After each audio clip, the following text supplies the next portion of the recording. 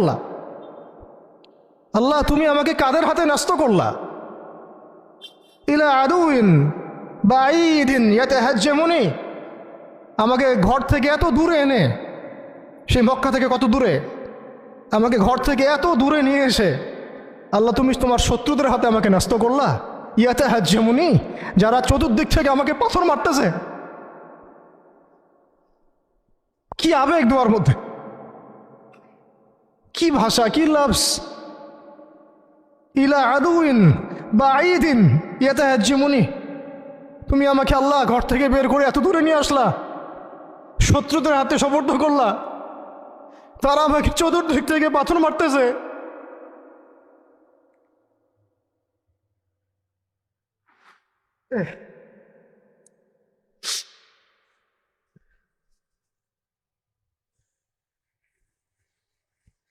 আম্মি লা করিবিন মাল্লাকতাহু আমরি, পরে নবীজি বলছেন আম্মি লা করিব, নাকি আমাকে কাছের মানুষদের হাতে নিয়ে আসছো আল্লাহ? আল্লাহ তুমি কি আমাকে কাছের মানুষদের হাতে উঠাই দিছ? মাল্লাকতাহু আমরি, যারা আমার ভালো মন্দের কাজের মালিক হয়ে গেছে। এইভাবে দোয়া করতে লাগলেন নবী সাল্লাল্লাহু আলাইহি ওয়াসাল্লাম। যায়েদ বিন হারিস রাদিয়াল্লাহু আনহু শামিল আছেন এখানে।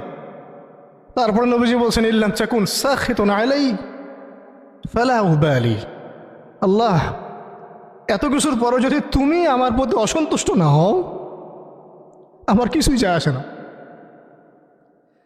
আল্লাহ এত কিছু হয়ে গেল, এরপরে যদি তুমি আমার উপর অসন্তুষ্ট না হও, অন্তত আমার কিছুই যায় আসে না। আলহামদুলিল্লাহ। ইল্লাম তাকুন সাখিতুন আলাই ফালা উবালি, তুমি যদি আমার উপর আল্লাহ অসন্তুষ্ট না হও, তোমার কাছে আমি ঠিক থাকতে পারি, তোমার কাছে আমার অবস্থান ঠিক থাকে আল্লাহ, ফালা উবালি, আমি এসবের কোনো কিছুর পরোয়া করি না। কিভাবে বুঝবেন এই ভাষা শব্দগুলো?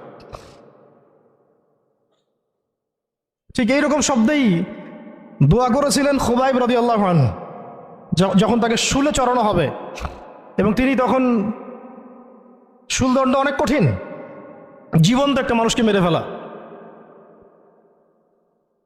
পিছন দিক থেকে লোহা আছে না, এগুলো এগুলো প্রবেশ করিয়ে মাথা দিয়ে বের করে দেয়। শুলদণ্ড, খুবাইব বিন আদি রাদিয়াল্লাহু আনহুকে শুল দেওয়া হয়েছে। এটা রাজির ঘটনা, সিরাতে পড়বেন, রাজির ঘটনা। ট্র্যাপে ফেলে